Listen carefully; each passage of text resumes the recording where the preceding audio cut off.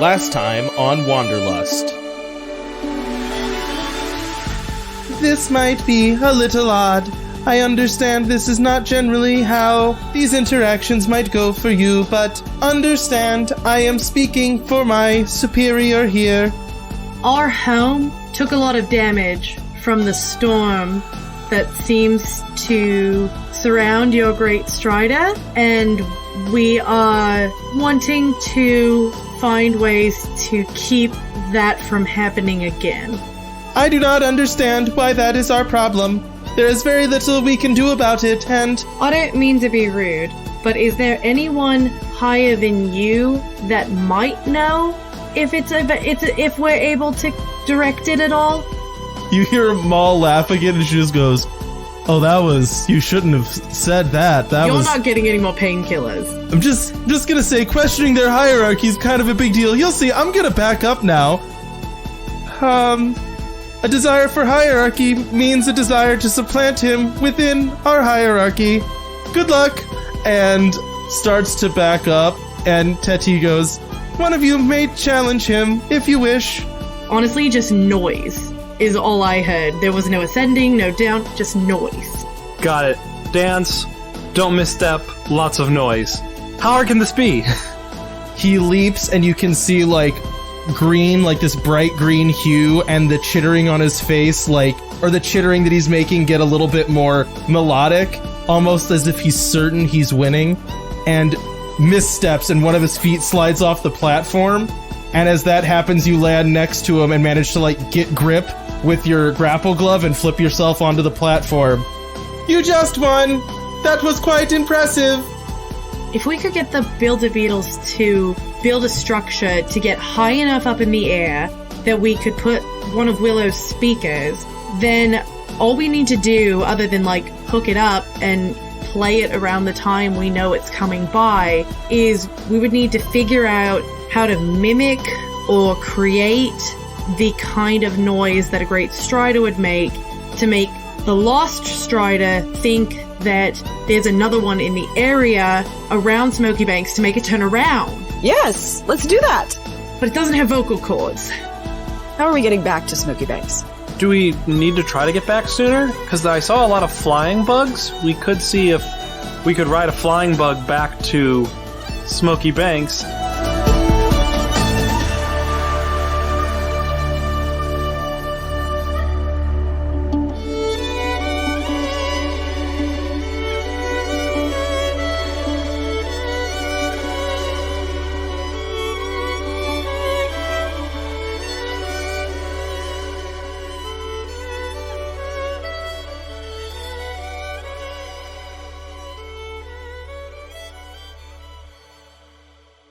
All right, this is a bit of time on you guys. So where you're at right now, just to make sure everyone's aware of what's going on, y'all are still on board the Lost Great Strider. You know eventually it's going to make its circuitous route back to Smokey Banks, because it does go in circuits and then eventually moves on and goes in circuits, which is how these things work, right? So you know that this is going to be a repetitive problem. Right now, it is probably on the order of a few weeks away, so it's not immediate. You all brought up ways of maybe trying to expedite how quickly you get back, so you could beat it back and try to do something to stop it from actually hitting the town again.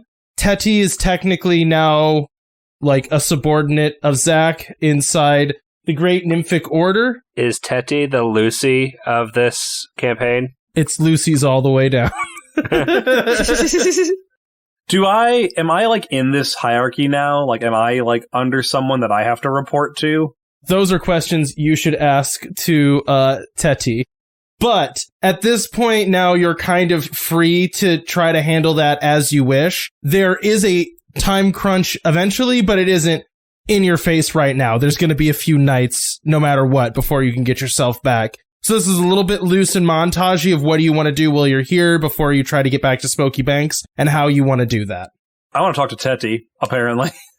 I think Juliet will want to talk to Mal about the other people that she's met. Oh, okay. Because she mentioned a couple times, other people. Yeah. You haven't met other people, and, other people have come to Smokey Banks. Mm-hmm. So I think she wants to talk to her about that, and also like run by like some of their discoveries from last arc, like just kind of pick her brain on what if she's run across the same things. Okay. Fred or Estelle, any immediate concerns that you have, things you want to do in this kind of like interstitial time?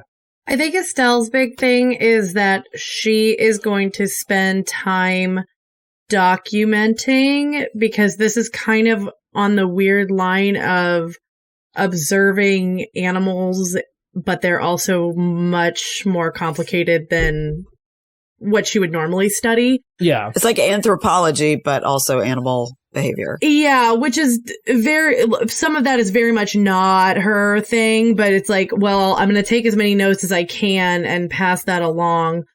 And then I think she also, I don't know how to explain this because I don't think she has like a recording device, but I think she's like trying to listen to the sounds around her more to try and like maybe get an idea of what we want to mimic. I like that idea. Yeah, like how their vocal cords work, if there's different types. Yep. Well, Fred, and if there's like a specific, I mean, we know like purple angry, but like trying to match like key and tone with what happens when they're angry. So I think she's spending a lot of time in like the market area, just like sitting and listening. And then when there's like fights, really paying attention. I like that. She has Autumn do fights all the time now to move up the ranks so she can study it. Fred's running like a gambling ring based on Autumn's successes. Okay. Fred, is there anything that you are... And this is one of those times like if the answer is no, you don't have... It's like no pressure. It's just, you know, an option. Is there anything you want to look at while you're around? Or is there anything you're wanting to look at here? So I think what Fred's going to start thinking about making those like model vocal cords that we talked about. Oh, okay. And I think what he wants to do is he wants to like examine that big like mural on the wall and see what he can find out of that. Oh, okay. Yeah, I like that. And then also maybe consult Juliet on the rubbings and stuff she took and any notes she might have, because she'll probably have better notes than he would. Do we also need to figure out what sort of currency we want to give for flying bugs? That should probably be something we're all considering, yeah. I don't have any good ideas. I just wanted to pose it to other people to come up with ideas. I don't know if Fred can craft cool things that they want. I feel like anything cloth would be very significant to them. I mean, it's entirely possible. Same with anything like metal. Like, honestly, looking in my inventory, the first thing that I thought of was honestly handing them my water bottle. Or like utensils. Yeah. Yeah, like I have like a metal water bottle and I have cooking stuff that can be replaced. Right. Even if not super easily, but... I have a towel I was thinking about giving them. Okay, so we're going to do this fun thing where I roll a dice and see who goes first. All right.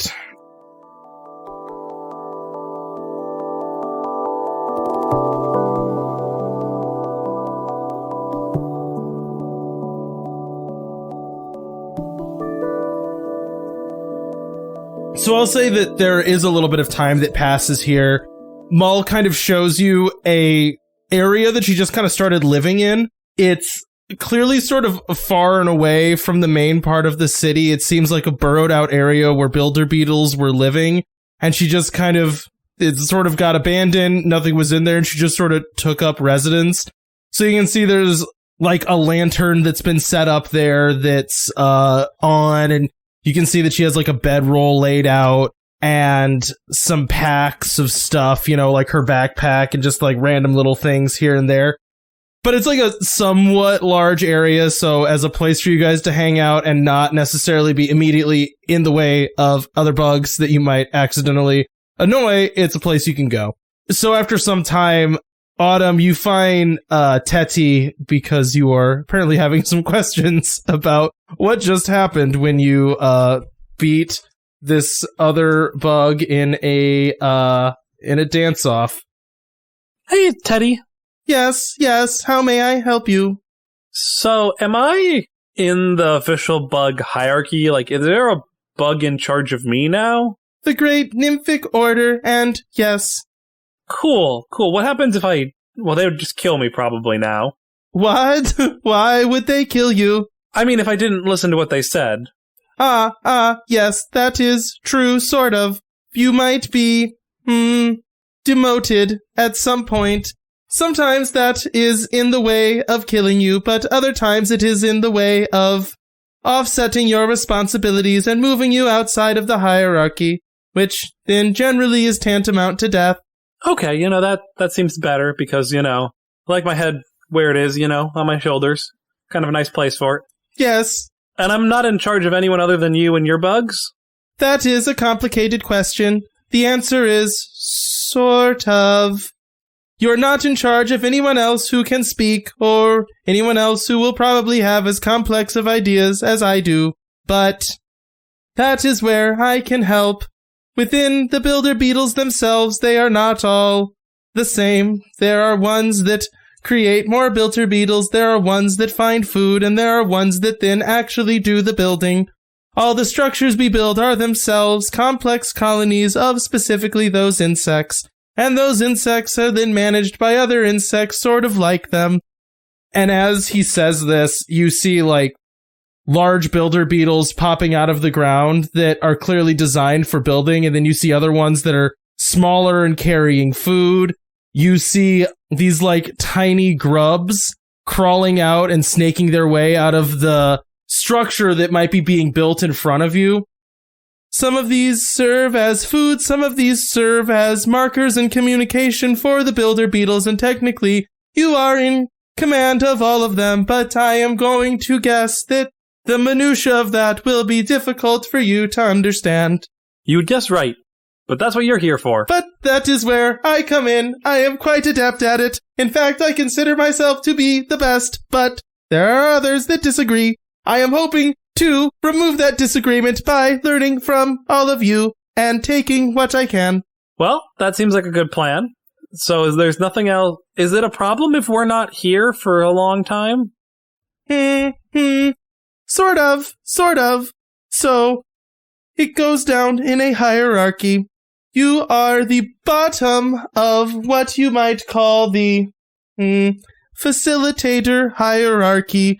So, commands come down, and you are responsible for commanding the process of learning as much about yourselves as possible. That is what my superior was trying to do. That is why he ordered me to do what he did. I made recommendations, he ignored them, and then I had him removed as my facilitator. Right. I mean, if we have disagreements, Teta, you're not going to just try to get someone to bug dance me away, are you? I absolutely would, yes. Okay, good to know. I would try that before I tried to, remove you by other means. Okay, yeah, let's just be friends and know that sometimes we'll have disagreements, but we're going to be friends and you don't need to remove me in any way. That remains to be seen. You might be terrible at this. If you are, then I will find another. I mean, I'm bringing you to the city. That's what you wanted. It is, right now. Cool. I also wish to learn all about you, which I believe you will also help me facilitate. Like, all about me or all about humans? Sorry, the royal you. The plural you. Cool. All's yous. I believe maybe, though, an answer to one of your questions is your charge as a facilitator in the Great Nymphic Order might change. And if we're not here to receive that change? You will be found. Great. What have I gotten myself into? You have gotten yourself into the Great Nymphic Order. I knew that was coming. It is an ancient civilization. You can see our histories mapped on these walls. We are the sect of the Great Lost Strider. You are now a smaller piece of a much larger society. All right, and since the Great Strider's lost, will it, leave without you? Is that a concern for us, you? Eventually, it might happen, but those things happen very slowly, and we will likely know before. All right, good to know. I think that's all my questions for right now. Please don't kill me. Why would I kill you? I still have much to learn about you. again, not the most reassuring. Like, if I run out of information, are you good then? Am I just hitting the chopping block? Do you not die eventually? I mean, we do, but we don't. It seems more frowned upon. We don't look forward to our deaths in our society. Do not look forward to my death, but it will happen. I mean, yeah, it's gives us a lot of existential dread, and like we're just not like we don't have subordinates that we blow up. I mean, we do kind of eat the manatees, though. Do you blow up? I blow up. Oh, you mean the Beatles? Well, that is their purpose. Yeah, I'm just worried. Like, what happens? Like when my purpose for you is done? Do you just get rid of me then? I would find a new facilitator if one could beat you in a competition. And I might encourage that. Also, what happened to that other facilitator? He is still a facilitator. Just not of you anymore? Just not of me. But so, who's he facilitating if I took over all of his rank? No one yet, but he will likely try to find someone to outmaneuver. I see the confusion. He is a facilitator. That is what he is. But he might not be a very high-ranking facilitator. Okay. I am a luminary. I am a very high-ranking luminary. That is what I am. So he's a different class of bug than you that's in charge of luminaries, I guess? Among other things, but yes. Okay. Think we're good. I don't think I have any other questions right now. Do you have any questions? I mean, about like what we're doing, about getting the bugs, going back. I know you have a lot of questions about society in general and how everything's going to work, but a little outside the scope of what we're dealing with right now. We'll get there soon. I am concerned about one thing that you have brought up. Go ahead. You seem concerned that people will see me and be afraid. You want to know a big insect for us is the size of my fist. I understand. But I also believe that what you're asking me to do is build a tower that is very tall, almost as tall as a great strider, that you can mount speakers to, that is also close to your town. We're going to do a lot of damage control immediately and we're going to have a lot of conversations with a lot of people, I think, very quickly. I am looking forward to learning more about conversation. Please include me. We'll be happy to.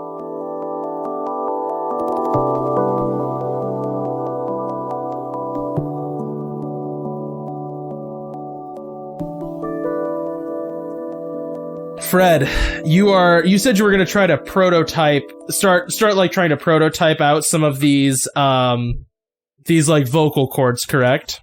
Yes. Make me some kind of investigation check to look at to look at the walls. Okay. Is there any chance I can drag Juliet with me and get a bonus for her for the rubbings and stuff? Definitely you can. You already did? Yes. Okay. Definitely That's an aspect I can invoke? I'll give that to you as an aspect, yeah, because she already did those. Okay.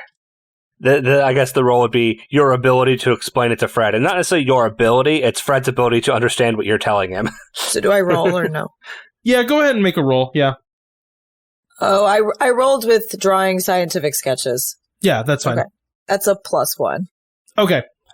So I will say that is not going to be enough to give you an aspect, but it also isn't useless. So go ahead and make your, investigating these things roll, Fred. Okay.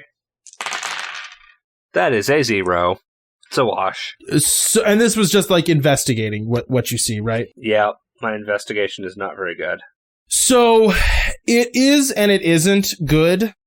Because this is one of those things where, sometimes the answer being negative is also learning something. Does that make sense? Right. So you're not able to, look at a picture and go, oh, this is what the vocal cords look like, and this is therefore what they must sound like. But also, there's kind of a reason for that, just based on what you're seeing on these walls. The great striders are actually not frequently seen, right? And definitely not sketched in a huge amount of detail. So trying to absolutely figure out what these should sound like based on these sketches is almost going to be, or based on the walls and the sketches that Juliet has, is almost going to be impossible, and you kind of know that, right? So it'd be kind of like trying to make something the exact structure of a woolly mammoth tusk from a cave painting.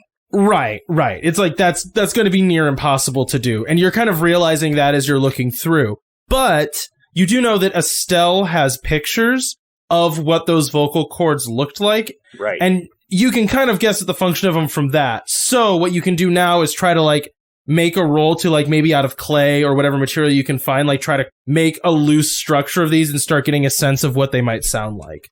Okay, so a crafting roll. Yes. Man, I'm not rolling well. That is a 4.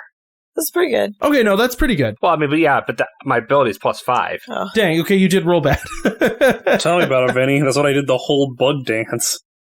So you're able to make something that you think might approximate what this is, and you know the challenge you have right now is one of material, so like these don't create sound by blowing through them, like I say vocal cords because it's just, you know, what I could describe them as, right? So like our vocal cords work by pushing air over something and it vibrates, right? Is that about correct? Yeah, I think so. You make vibrations by pushing air over a muscle or an organ.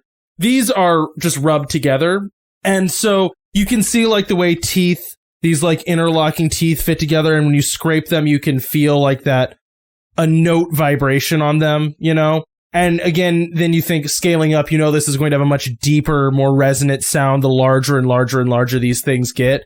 But like, however much time you guys spend here in this bug city, just kind of waiting to either get, you know, one of those flying wasps to fly you back or just wait for it to carry you back, you can sit there and be like sort of fine-tuning these and shaving the teeth a little bit better and getting them a little bit better, maybe working with Teddy to have you know, his tiny builder beetles make different versions of these. So it's like, you know, when you start 3D printing, you have like a box of broken 3D prints. Yeah, it's basically what you're doing. You just have tons of these things that you're like scraping together, trying to get good sound out of, because you know eventually you're gonna have to make something pretty, at least a little bit bigger than this later on down the line. Right. Okay, next roll.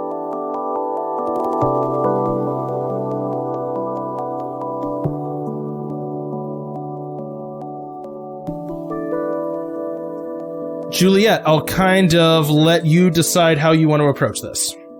So I'm imagining like sometime over dinner or like after dinner, like if we're eating together or like eating in a similar spot where Maul's set up. Yeah. Juliet is going to kind of go over with her journal and her pencil and start asking her questions. So, Maul, you were saying earlier that it sounded like you'd met other people in the wilds. Who have you met? I guess I asked if you had met other people, but, you know, I mean, look, you're not the only ones that decide to come out here, right? That's not that crazy. And like you said, you met a hermit in a cave, so it does happen from time to time that you might run into somebody. Well, can you tell us about them? I'm fascinated by the idea that there's other people out here. I had always believed that it was kind of rare to have somebody go out here. Or if they were out here, they were, that they were cultists. Oh. Like the Do you think I'm a cultist? No. I just, like, that's the only people that I know of. The Ringus, you know the Ringus? No, I actually don't know the Ringus. I've never met a Ringist. Maybe they don't have them in Smokey Banks. That's just as well. That's a good place for me to be. Maybe they don't. Yep, that is just a point in Smokey Banks' favor, I would say. And before Maul is a ringist. Are you wanted by a cult? No, decidedly the opposite of that, actually. Wait, you got rejected by a cult? No, I don't want to be part of the Ringus cult. Oh, that's good. Okay, that's the best possible option. Generally, I've found being in cults not great. It only leads to bad things. Have you been in a cult? I don't have to answer that. Yes, you do, if you brought it up. Well, why are you so confused about cults? This is a two-way street. I told you what I know about cults, and you didn't know anything about the one that I was talking about. I want to know what the one you're talking about. Okay, yes. At one point in my life, I kind of found out I was in a cult. Sometimes you don't know you're in a cult until after you're in a cult. And then you have to leave the cult. Okay. Is that kind of a sore subject? I didn't mean to. No, not really. So, okay, it wasn't like I was super young and I was stuck there and I couldn't leave. It was like, you know, I've traveled around a lot, found this nice place. I thought it was honestly kind of a similar situation to Smokey Banks. You know, you show up someplace new, everyone seems super nice, everyone's super chill. And then, you start going like, oh, they're a little bit too uniform of thought, a little bit too smiling all the time. No one's ever upset. As much as Sheriff Mitchell's like a little bit of a, you've met Sheriff Mitchell, but, he is who he is. You can at least annoy him, right? So that I feel comfortable with knowing I can get under his skin. When like you eventually start just trying to make someone mad and you can't. You ever just like throw a bucket of water on someone and they're just like, oh, it's fine. Sometimes it's good to be damp. It's like, that's creepy, right? So I found myself in a town like that. They wanted me to stay. They had like a whole joining the collective ritual. And then I just kind of ran again. So no, it's fine. I don't think they're chasing. I don't really think they had the means to continue pursuing me after I just left. Okay. I just didn't want to ask about a painful subject if that was the case, but I'm glad that it was. That one's good. No. So, have you been to a lot of other settlements then?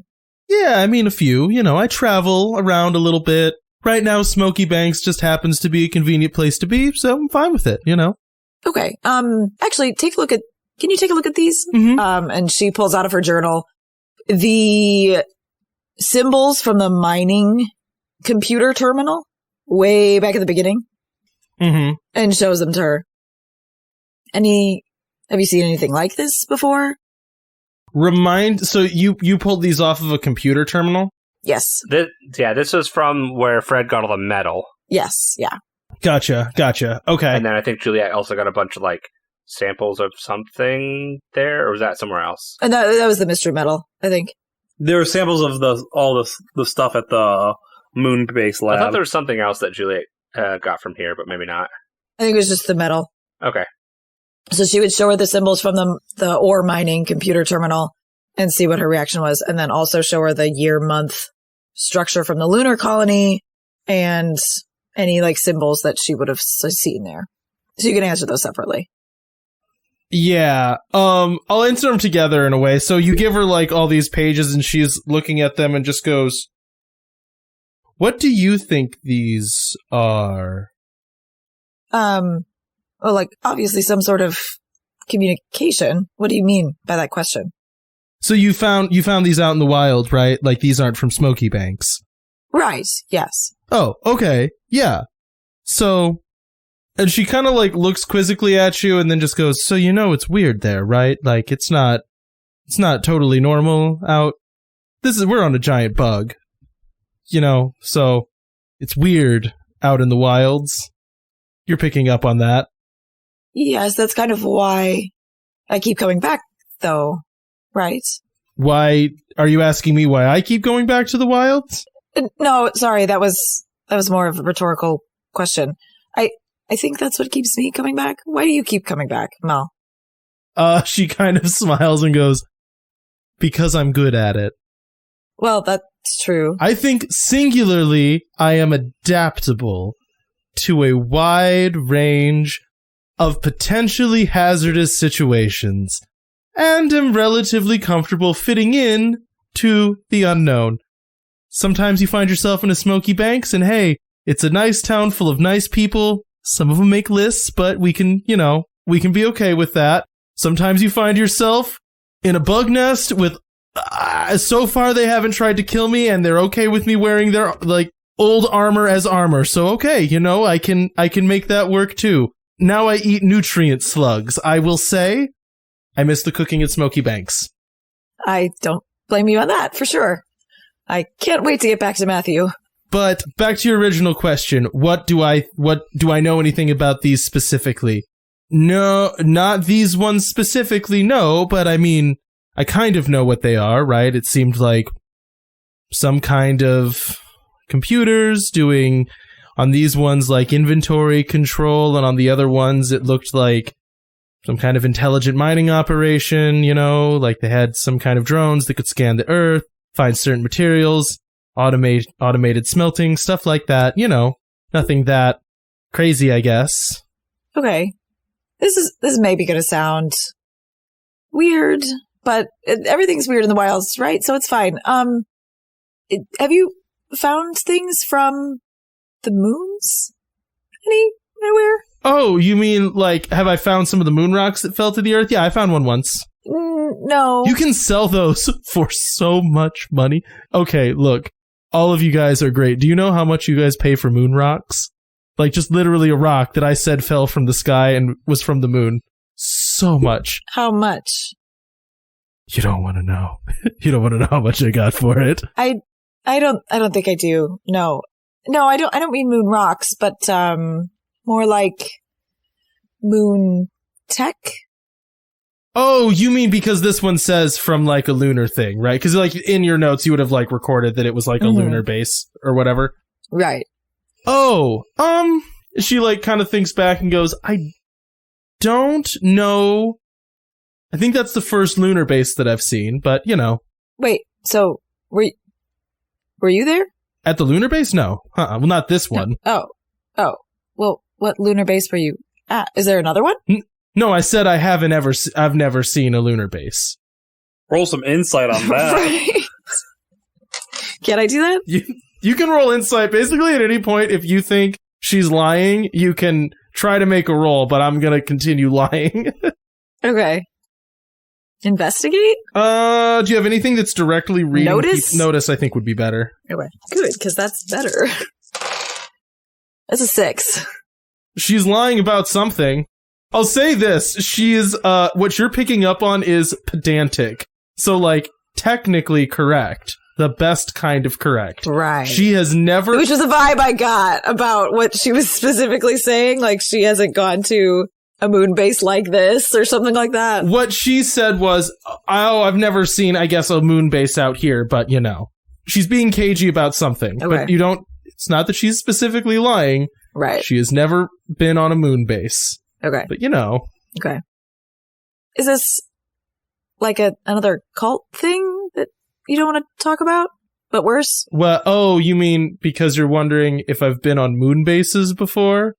Yeah, you just seemed a little uncomfortable. Cagey about it? Yeah, you know, a little bit, sure. So is this an interview? Like you're writing a lot of stuff down? Oh, that's just what I do is I write things down. And do those things ever then maybe get read aloud to other people who maybe have an interest in, I don't know, containing odd or dissonant members of a community? Maybe a little bit? No, I'm not. Are you sure? Reporting it to Mitchell. No. Well, honestly, Mitchell, like, okay, but, you know. Do you want me not to tell Doc Marlin? I'm fine with keeping things from him. Honestly, I think that Vulture wouldn't mind. So, Is there somebody that you don't want me to talk to? I wasn't going to do an interview with Willow. She kind of, like, looks confused and then looks to the side. She's obviously, like, weighing her words. Can I do a roll? If I do a roll to, like, convince her to talk to me, is that helpful or is that not relevant here? I think you could do that. I have skills that would help this. Okay. Yeah, I think that's fine. I'm going to do genuine. We'll see if that actually helps. It's not a very high skill. It's a 0. She looks at you and goes, okay, so it's not an interview. You just like writing down things that other people say. I get it. Sometimes they say interesting things. It's fine. I understand that. So I just like puzzling things out for myself. I get it. Solving mysteries. I get it, right? Here's the issue. Do you know how sometimes, like, look at this, for example, right? We're on a weird bug colony that clearly neither of us know a great deal about. It's an unknown, and that's potentially dangerous, right? Right. Now, maybe you learn about the unknown and you decide, hey, it's not dangerous, right? But then maybe you learn about the unknown and you decide, hey, it's dangerous. So, as a result, I am sometimes cagey about certain aspects of my life, because shockingly, they haven't all been on the up and up, especially when people are writing them down. That's fair. Is that something? I have never been to a moon base.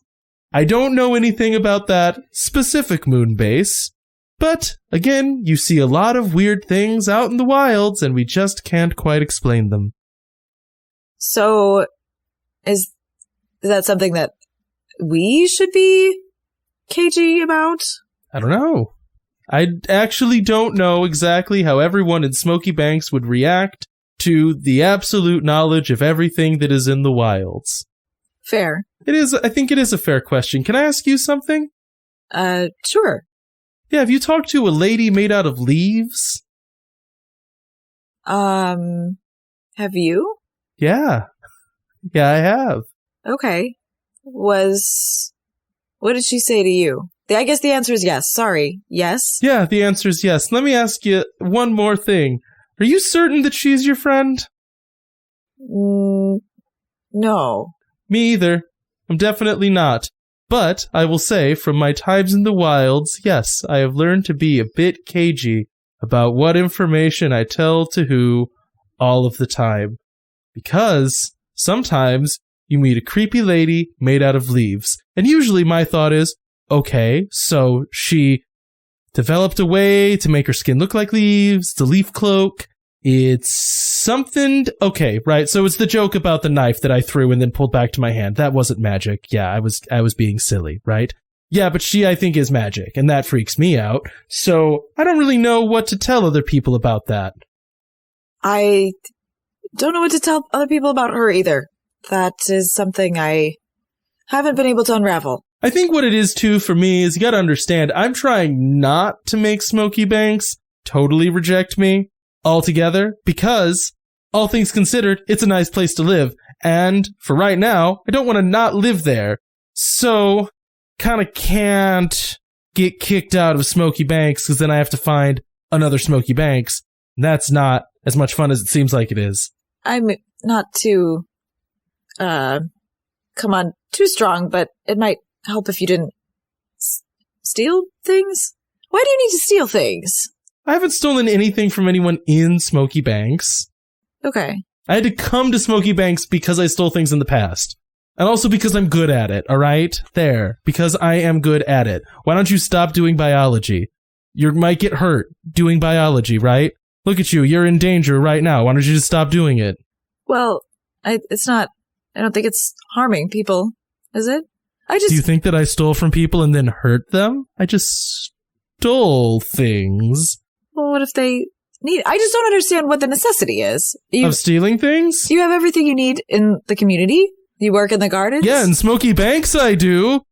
It doesn't... Check this out. I have not stolen anything in Smokey Banks. I have not always lived in Smokey Banks. That's why I don't want to leave there. Well, I haven't always lived in Smokey Banks either. Yeah. But I didn't have a need to steal things in the Symbiorbs. It was just there. Well, that's nice that you lived in Symbiorbs. I'm very glad. I like living in a Symbiorb. It's why I don't exactly want to leave Smokey Banks and why I'm not super thrilled on the notion of people finding out all of the worst things about me. So, I guess, where did you live that you didn't have everything provided for you?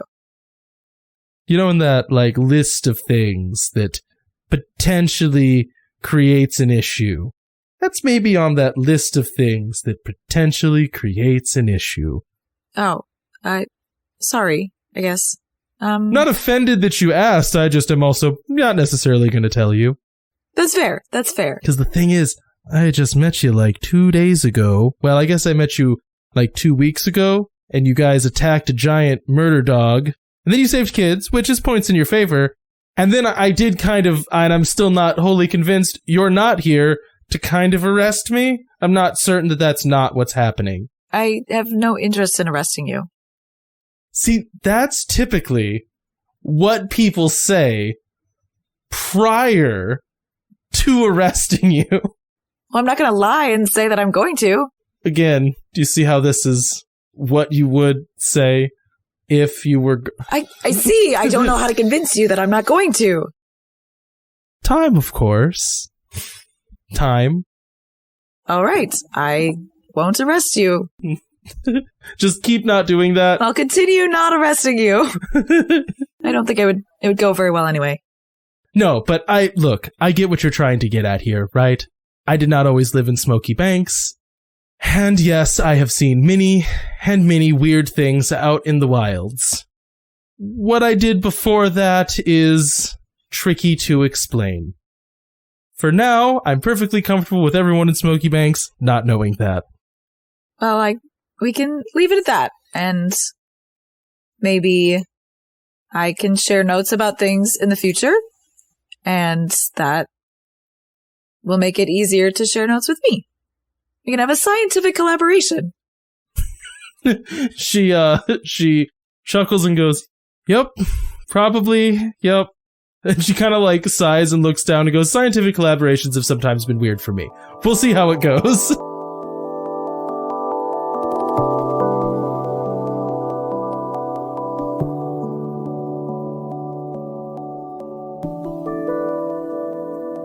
I think the only person who's left is Mandy. Estelle.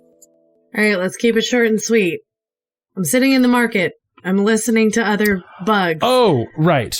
You wanted to try to observe. Oh, you wanted to try to like get a notion of like sound patterns, right? Yes. Okay. Roll me a dice. Go for my usual animal handling. Yes, definitely. 6. That's really good. Yep, that's a lot of information you get to learn. Okay, so Stella's amazing. Love me some animals. You took pictures of the Great Strider and kind of got a sense of like the organ that it uses for some kind of communication, right, that is damaged. The similar things do not exist on the crickets, right? Yeah. But I shouldn't say similar. Similar things do, but they're not the same, right? Like where they're positioned on the body, their exact shape is different, but the actual mechanism of things rubbing together to make some kind of vibration is the same. And I would say the other thing that you pick out from this is that as you just sit and watch, right, you just passively observe this city. It's easy to look around and go, there's really only a few types of bugs, right? There's like the upright crickets that say they're part of the great nymphic order, right? There are builder beetles. You've seen a few flying insects as well. But the longer you look and pay attention, the more you see a huge variety of these insects, right? And you're able to like pick out different species. So like these are not necessarily directly related to each other. There might be some common ancestry and evolution, but that has long since passed, right? Mm-hmm. They all communicate in a similar way though. Like somehow it's a pretty complicated society, very different insects that all do interact with each other. Like this is itself, like you're seeing agriculture happen here, right? Like they harvest plants that are dropped off by the Great Strider. Those are fed to other insects that are used as livestock that are then eaten by other ones.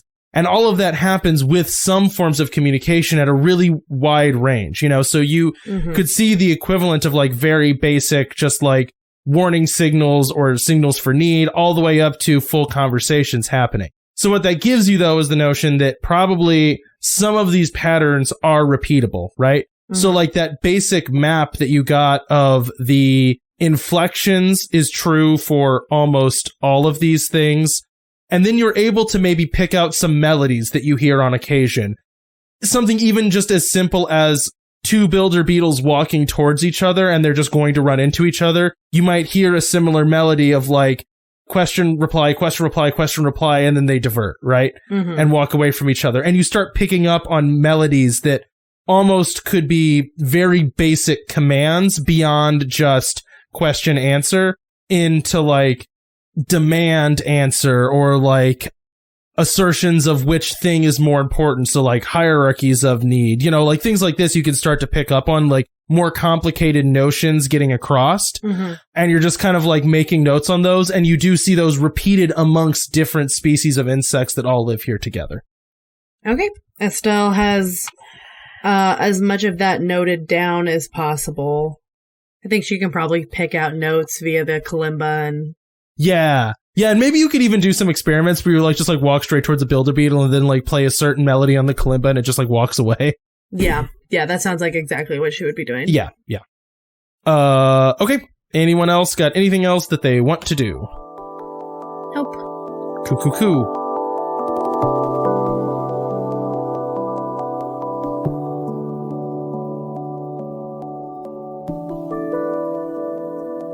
Then this is kind of up to you. How do you guys want to get all the way back to Smokey Banks? Giant fireflies. Okay, what do you want to try to offer in trade? Estelle is going to offer her water bottle. And if that's not enough to get her and Guffy, she's also going to offer her kalimba. Oh. For a giant firefly to fly you back? Why? Yeah, because it's metal. It doesn't specifically have any sentimental value to her other than like it was just the one that she learned on, but I don't have a whole lot of specifically like a lot of things I can hand off. And we have Teddy now to at least communicate. She'll probably get another one when we get back or like find a way to construct a kalimba. But they seem interested in it, and that could maybe buy us more than, like, one, is my thought. Okay. Anyone else got anything they want to try to pitch in here? Juliet was gonna... Do we all need to pitch in something? Do we all need to buy fireflies? Or, like, how do you want us to pay for this? Okay, so there's, like, my GM brain right now that goes, make everything fair. Everyone has to pay for something. But then there's, like, the reality of how I would imagine this actually going down, and my answer would be, like, that kalimba would probably actually be really cool and enough. But I don't want to just, like, punish Estelle. I wouldn't consider it punishment, but I would say if Estelle probably is going to take a back seat on some of the other stuff in the future. Like, she's got the things that they're interested in right now. Okay. As long as that's fine and no one's, like, getting their feelings hurt that kalimba is, like, enough for you guys to buy passage, basically. No, if y'all want to, like, quote, pitch in for her to get another one, that's cool. Like, I'll totally count that as, like, we're good. That sounds good. I'm cool with that. I'm sure your mom would love hearing that you lost your kalimba, and she'd be like, "Oh, you were using it. I can get you another one. The play is on next Friday. We'll see you there." Yeah, I'll probably have to do some favors for that one, but well, we can all help you with that. Estelle, if you want, like I can ask her for a kalimba. She doesn't know if I have any talent. I don't mind asking her. It's not the end of the world. I mean, Matthew has told me that it's going to be all day if you go there, so I understand if you don't. I already have to do that regardless, because I'm supposed to spend at least one night a week when I'm in town, so... So you hand the kalimba over to Teddy with, like, the request of, getting you guys passage on some kind of flying insect. And Teddy takes the kalimba and he kind of starts playing with it and just goes, "I would like one of these at some point." Yeah, we can probably do that. I'm pretty sure we can make that happen. Again, probably a lot of favors on my end. "I would pay for it handsomely." And he, like, scurries off and he talks to another of, like, the... cricket looks very similar to him, right? So, like, similar size and coloring. He comes back a few moments later and goes, "We have one of the great wasps. They fly quite quickly and are very robust in a diverse array of challenging environments. So, if we are attacked, I believe we will be fine." Actually, that's probably a good idea. I forget. Zach forgot giant birds exist in this society. That's true. Like, the firefly is cute and fun, but I'm like, no, actually having a predator fly us back seems smarter. Yeah, we'll just have him land, a little ways away from town. All right, is there anything you guys want to do before there's a bit of a montage here? Montage us. Okay, so you all are led down into this kind of very tight, cramped area, right? The nest for these great wasps is way smaller than you would expect it to be because they do not need a lot of wiggle room while they are nesting. Like, they basically wedge themselves into a plot as big as them, right? So all of you are led up and you basically crawl onto the back of a giant wasp, right? Inside of a very narrow tunnel, and there's a little bit of a cavity where, like, its abdomen meets the rest of its body, and that's where you can kind of tuck yourselves in, and Teddy kind of shows you how to, like, grab and where, and, like, how to plant yourselves, and then Teddy, like, scrapes his feet together, changes the color patterning on his face, and then you feel this vibration start, right, that moves through this whole thing, and a thumping sound as the wings begin to beat, and you shakily make your way out of this tunnel and then out into the storm. And there's a brief moment where you're hit with a huge amount of water, right? Like, you're getting drenched as water pours down on you, and then you break through the clouds at this point incredibly high up and start buzzing your way back towards Smokey Banks in the darkness. You can see the storm swirling around the Great Strider beneath you, like you're not that far above it, right? But you are above that cloud bank as it flies its way towards and then starts to drop down over the lip of the storm and flies out over the wilds that you can actually like see the trailing devastation of the Great Strider as it flies. Is there anything that you guys want to do well on board? Yes. When we look up, what do we see? And what does Teti see? And is it alarming to him? Gotcha. Oh, sometimes I think of things. You said we were out of the cloud bank. I did. Retcon. We're not out of the cloud bank. We're ending. No, I'm not going to do that. So you fly above, right, the cloud bank, and you said you wanted to look up and see what you see in the sky. And when you do, you look up and there's a brief, like, horrible lurching vertigo as you see a sky that is somewhat unfamiliar. And it's like a trick of the eye thing where, like, you look up and you're like, this just looks different. This just looks different. And then you feel a lurch as you drop across that cloud bank, right? So there's like a swirling storm around the Great Strider.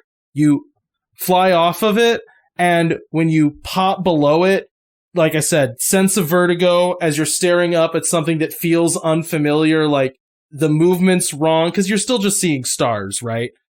And you're like trying to go like, where's the, like imagine if you looked up and it was like the moon was just slightly in a different place. Things were just slightly not right.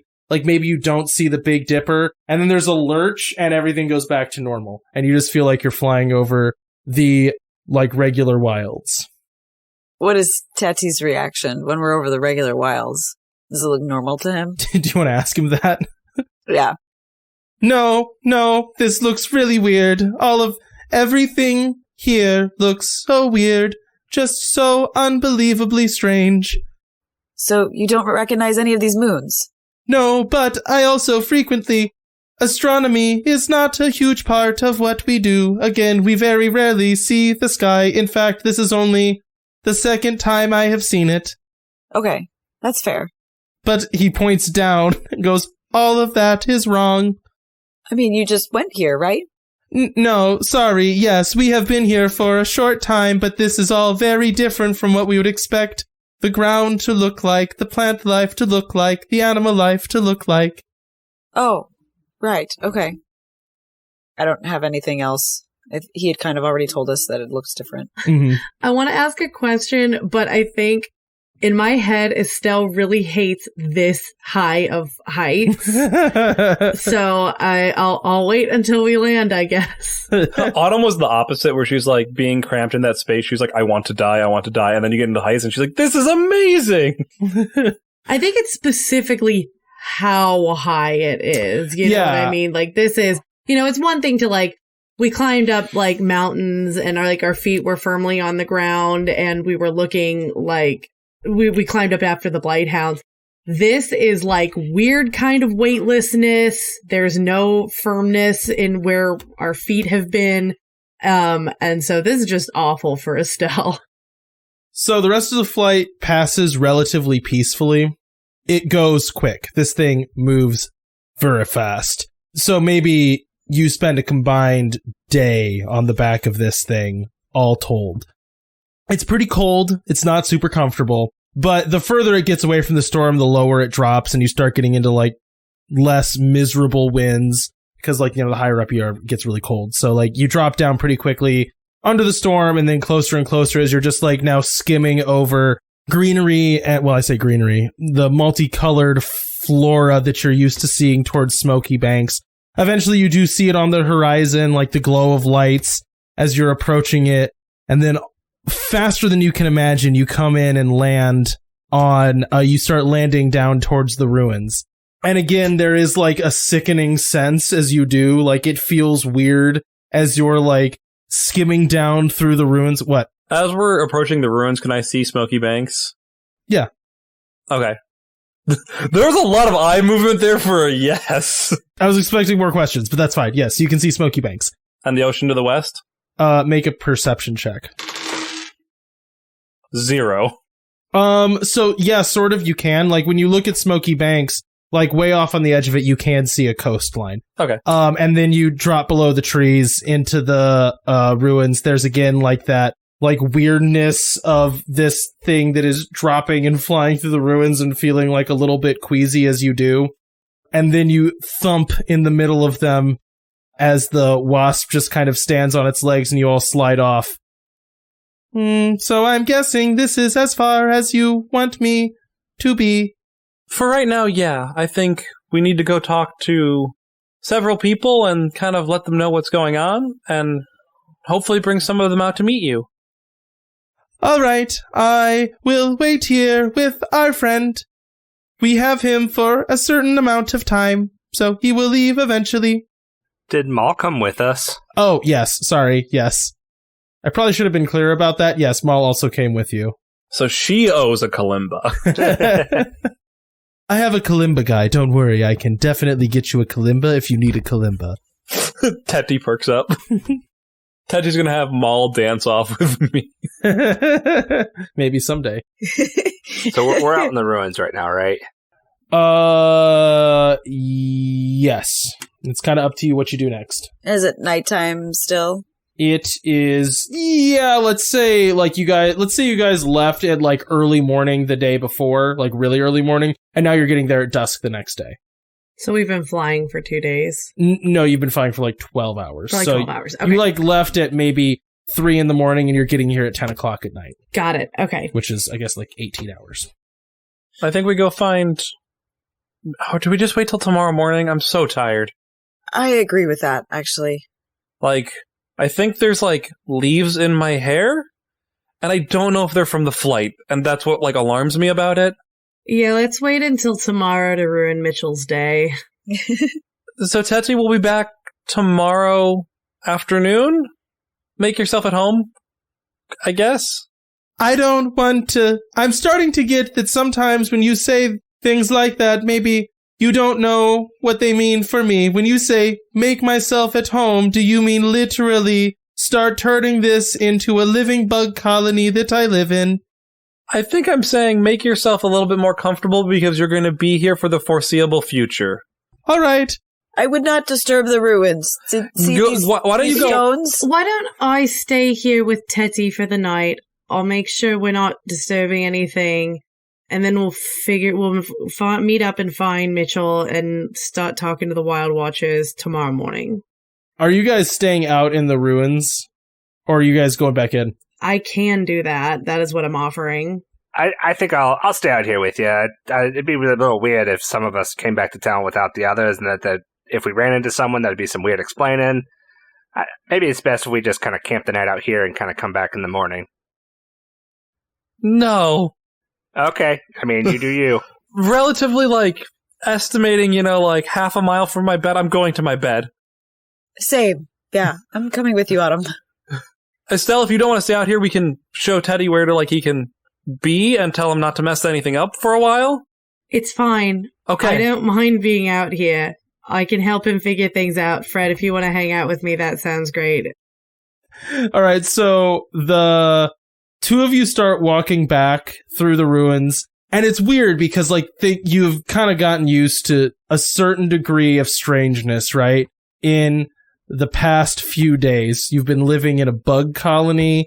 You've met talking insects, and now you're just like back in the ruins that you've seen a bunch of times, walking towards a town that at this point is getting really familiar. This is regular eco-herb stuff, regular eco-herb smells. You can hear chattering, and as you get closer, it's like, yeah, you can hear like a lot of chattering. It's like getting kind of loud. Like you can really hear like a voice, and then the closer you get, you are realizing like, oh, I hear like one very loud voice.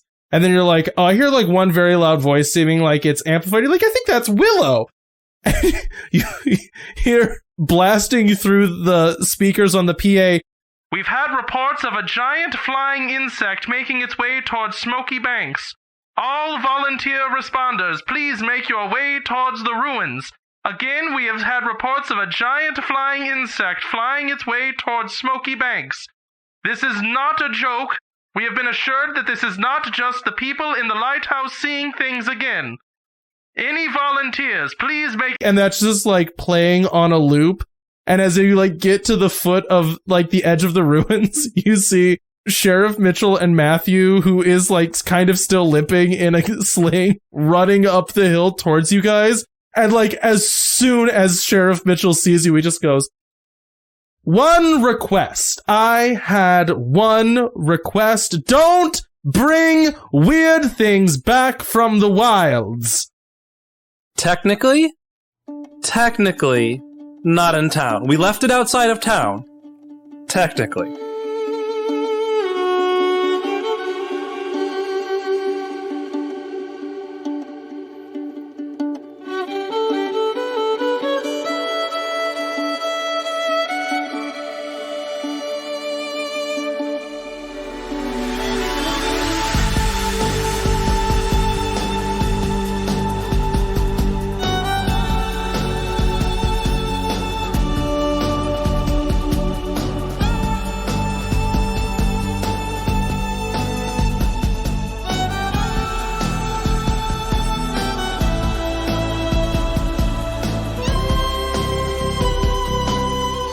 Thanks for listening to this episode of Wanderlust. Music for this show is credited down below. If you like this campaign, you can find more of our shows at the Wandering Gamer website or on Podbean. You can also find us on Twitter, Instagram, Facebook, YouTube, and Twitch. Links in the description. Now bear in mind, in the wilds, some wander to get lost, and some wander to find themselves.